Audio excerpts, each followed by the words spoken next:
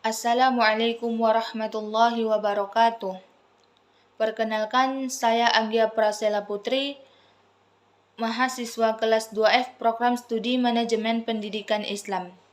Pada kesempatan kali ini, saya akan menjawab soal UTS mata kuliah Manajemen Satuan Pendidikan Dasar dan Menengah. Langsung saja soal yang pertama, jelaskan apa yang Anda pahami tentang konsep manajemen di pendidikan dasar dan menengah. Konsep manajemen pendidikan tingkat sekolah dasar dan menengah itu merupakan kegiatan pengelolaan dan mengatur sekolah dasar dan menengah.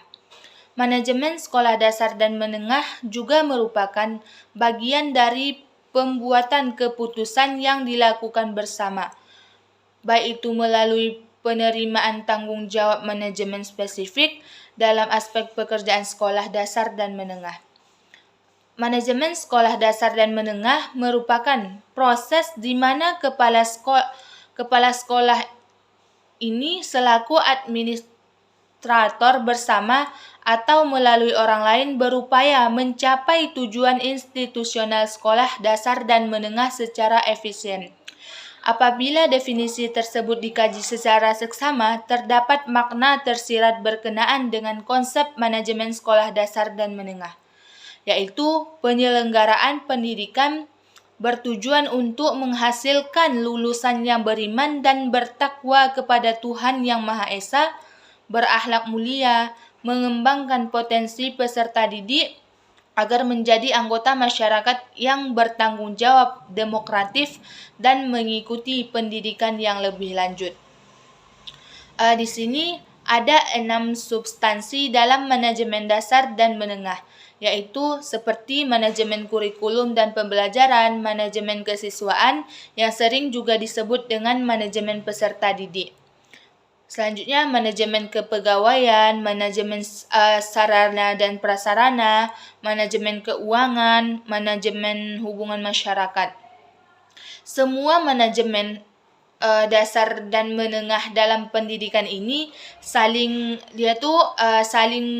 berkaitan dan berpengaruh, bukan hanya dalam pembentukan sekolah dasar dan menengah, tapi juga dalam kegiatan yang dilakukan di sekolah atau di lembaga pendidikan sehari-hari, sehingga dapat menciptakan sekolah dasar dan menengah yang baik dan berkualitas. Soal kedua, apakah setiap jenjang pendidikan membutuhkan kemampuan manajerial yang berbeda? Apa alasannya? Kalau menurut saya di sini tentu saja iya. Mengapa demikian? Dilihat dulu dari pengertian kompetensi manajerial itu sendiri.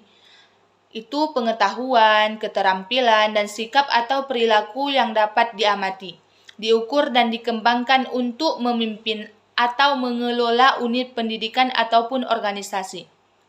Kompetensi manajerial digabungkan dengan kompetensi teknis dan sosial kultural akan menjadi faktor penentu keberhasilan suatu pendidikan atau organisasi. Jadi kesimpulannya, kenapa setiap jenjang pendidikan itu membutuhkan kemampuan manajerial yang berbeda? Karena kemampuan manajerial itu sendiri merupakan menjadi faktor penentu keberhasilan suatu pendidikan ataupun organisasi. Pertanyaan ketiga, mengapa kurikulum membutuhkan manajemen tersendiri dibandingkan lainnya?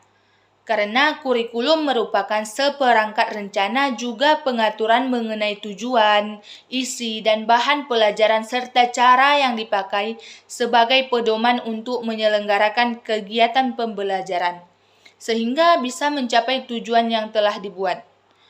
Dalam proses pendidikan, pelaksanaan manajemen kurikulum harus bisa dilakukan agar perencanaan, pelaksanaan hingga proses evaluasi kurikulum bisa berjalan secara efektif, efisien, dan optimal. Selanjutnya pertanyaan keempat, mengapa setiap lembaga atau satuan pendidikan saat ini memiliki tingkat perkembangan yang berbeda-beda? Di sini menurut saya, Karena setiap lembaga pendidikan memiliki kesamaan. Dia tuh kan memiliki kesamaan tujuan, tetapi dengan sistem penerapan yang berbeda-beda. Misalnya, potensi pada diri peserta didik yang ada di lembaga pendidikan A lebih unggul atau lebih banyak dibandingkan lembaga pendidikan B. Itu sangat berpengaruh pada perkembangan lembaga pendidikan.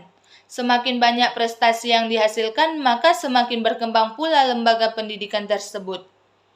Lembaga pendidikan memiliki peran yang sangat penting dalam perkembangan kemampuan peserta didik untuk memiliki pengetahuan, sikap, dan bertindak dalam menghadapi realita kehidupan yang berkemajuan dan berkeadilan.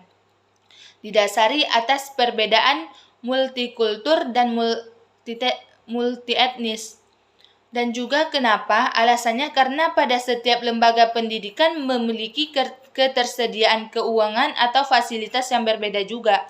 Lokasi yang berbeda-beda, karena kadang ada lokasi yang nyaman dan juga kadang mungkin terdapat juga lokasi yang kurang nyaman. Kemudian yang paling penting, fasilitator atau gurunya juga yang berpengaruh. Soal yang kelima, jika Anda ditempatkan sebagai pemimpin di lembaga pendidikan terbelakang, apa yang Anda lakukan untuk meningkatkan mutunya? Jika semua itu terjadi, mungkin saya akan mengikuti penataran. Maksud penataran di sini, semua usaha pendidikan dan pengalaman untuk meningkatkan keahlian kerja, menyelaraskan pengetahuan dan keterampilan sesuai dengan kemajuan dan perkembangan ilmu pengetahuan. Contoh kegiatan penataran itu sendiri seperti mempertingkatkan mutu petugas sesuai profesi, meningkatkan efisiensi kerja menuju arah tercapainya hasil yang lebih optimal, serta perkembangan kegairahan kerja dan peningkatan kesejahteraan. Jadi penataran itu dapat meningkatkan efektivitas dan efisiensi kerja itu sendiri. Mungkin sekian jawaban dari saya. Mohon maaf apabila ada kesalahan dalam menjawab. Assalamualaikum warahmatullahi wabarakatuh.